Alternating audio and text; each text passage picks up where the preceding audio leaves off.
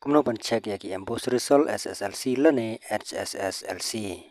Tega ban kong ngas ngoban ai kuble ye pi ki perlog ke baju standard ban page ya kanega channel. Ha kene ke video ngan wan ra pi kumno ban check ya ki result SSLC lane HSSLC dak mobile phone. Te man ta tungin like. Te lada pidon ya uap krom like sa uap krom. Nang ta sa type emboss HSLC result 2025.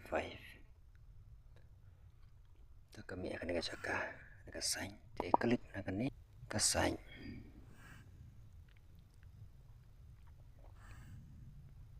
Ndala dap klik nang ni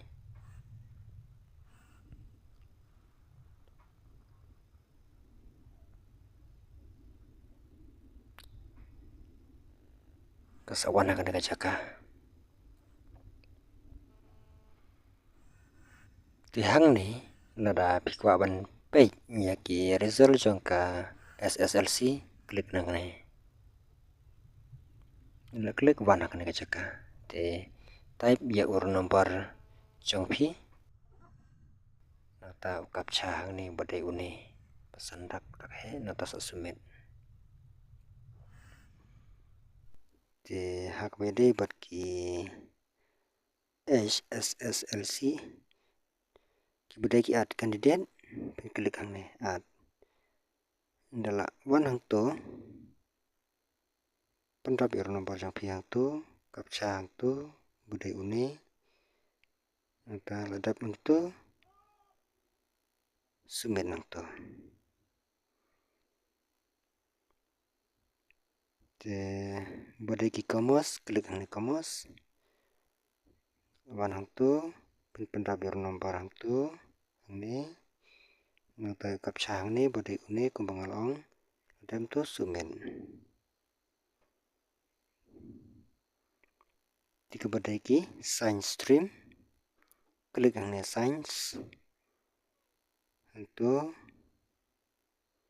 pandrap ur nomor jongpi hang to kap chang to ladap nang tapat de sumet.